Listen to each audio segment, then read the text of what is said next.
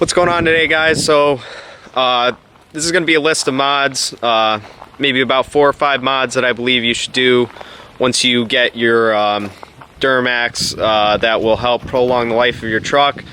We'll get into some performance stuff as well, tuning, and a little bit of pricing of what you can expect to pay for these mods and parts. So yeah, we'll fire up the truck and get into it.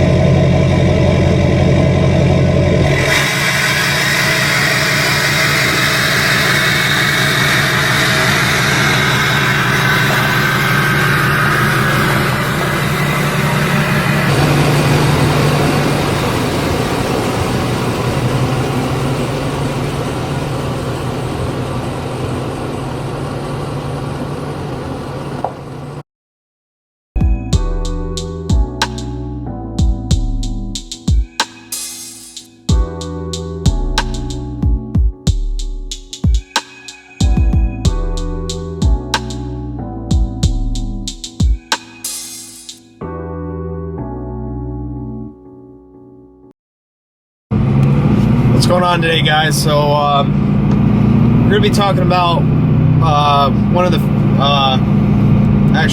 probably about 5 things that I think you should do to your Duramax once you buy it. Specifically, I'm talking about an LBZ, which is my truck, but it basically goes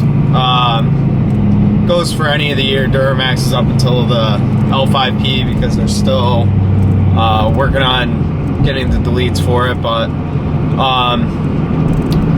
so one of the first things I would strongly suggest doing, which is a little pricey, would be getting a lift pump, whether it's like a fast, which I'm running a fast 165. So basically what that's going to do is prolong the life of your CP3 pump, or if you're, I believe LMM and up are a CP4 injection pump.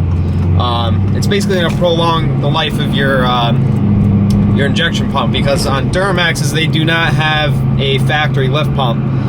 So basically your CP3 has to work much harder to draw the fuel all the way from your tank and then pressurize it to eventually get to your injectors. So what the lift pump would be doing is it's a fuel pump. So it sorry, the camera's fucking moving all around, but it supplies your CP3 with steady 8 to 10 psi of pressure. So instead of your CP3 working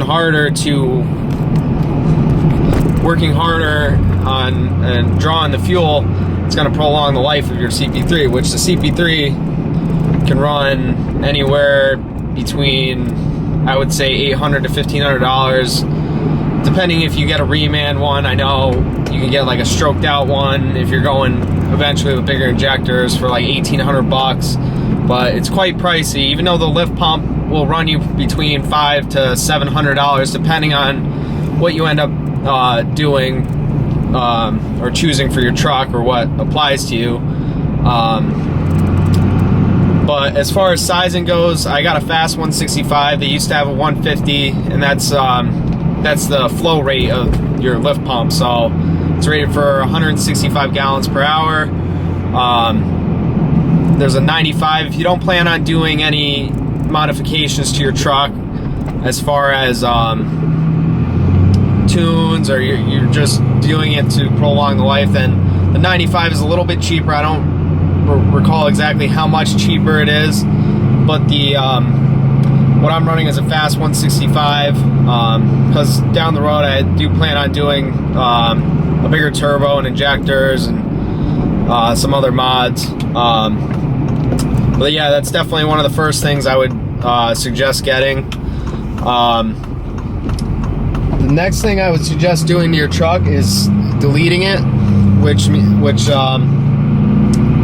04.5 and up, all trucks have EGR, which is exhaust gas recirculation. So basically what it's doing is recirculating all your exhaust gases back into the motor, which is completely terrible because it's already burnt, and it's just going to go through your motor twice, which it builds up a whole bunch of soot. It's just not good at all. So first thing I would do is get rid of that. They sell them on they sell kits on eBay. The kit I'm actually running is from Whirly Custom Fab. I know you can probably get it from like SDP or any other place like that, but in my opinion, I wouldn't cheap out if you have the funds, because you basically get what you pay for. Is basically the bottom line, and that's pretty much your whole anything you end up doing to your truck. If you cheap out, you're gonna eventually end up paying for it in the end. The next thing I would suggest doing is doing an intake and exhaust. Definitely, it's on one of the cheaper sides of the mods that you could do. You can get exhaust for between $300 to $500, depending if you get stainless or what size you go with. I'm running a 5-inch downpipe back. I got a 3-inch downpipe on my truck as well, all from MBRP. I'm running for my intake, I'm running an S&B, but you can get like K&N or like Whirly even sells their own custom intake, which I want to do to my truck just to get the whole engine bay just looking nicer.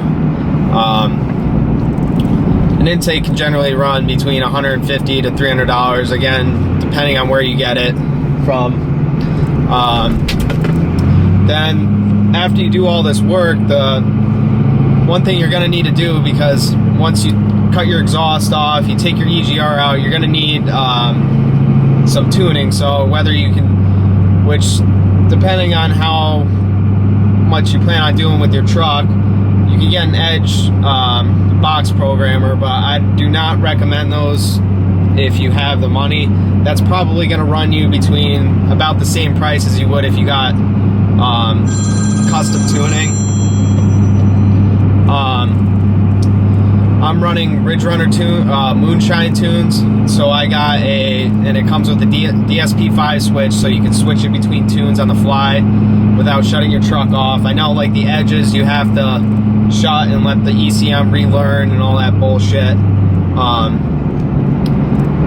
But I'm running for my 5 tunes that I got a stock tune, because in the great state of Connecticut, you still got to go through emissions if your truck is under 10,000 pounds. Then I got a light tow tune, which is for any load under 8,000 pounds, and then a heavy tow, which I believe is anything over 8,000 pounds.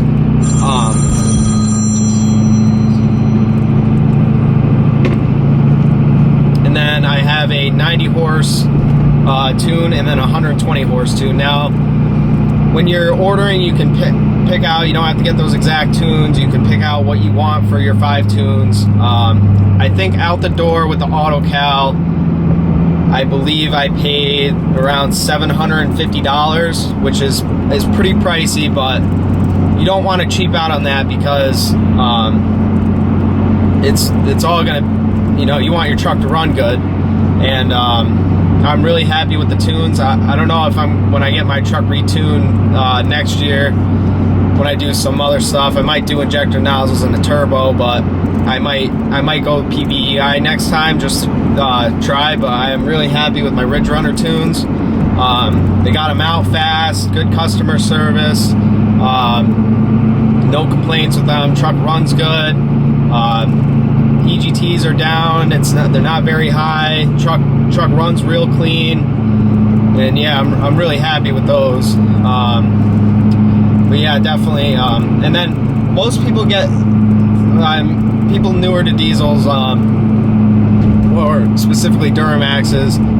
Everybody always talks, my truck's tuned by EFI Live, and so EFI Live is not a tuning company. They just supply the software for that the tuning companies use to build their tunes. So PPI, I believe, uses EFI Live. Same thing with Ridge Runner. ATP Trucks used to, or better known as Idaho Rob.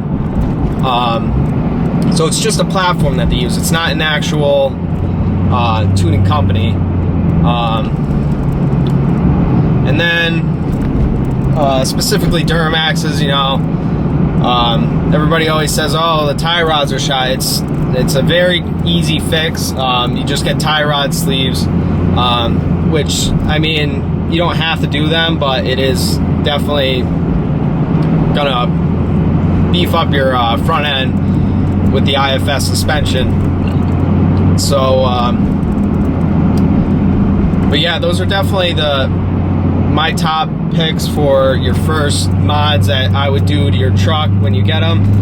They are gonna run you some money, which I've done my mods over the course of probably like 5 or so months that I've had the truck. Now my truck, it's an 07 LBZ.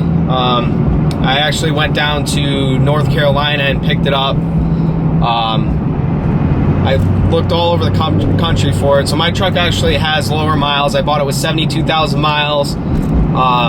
It just rolled over 85,000, but I did all my EGR delete and everything at 78,000 miles. So definitely when you're looking at trucks, higher mileage, if it's still got the EGR, it's still recirculating. Not that it really means it's terrible, but the sooner you get that stuff off of the motor, the better prolonging your truck is going to run better. So but yeah, that pretty much sums up the first, I don't know if that was 4 or 5 mods that I would do to your Duramax when you get it. Those were my first 4 or 5.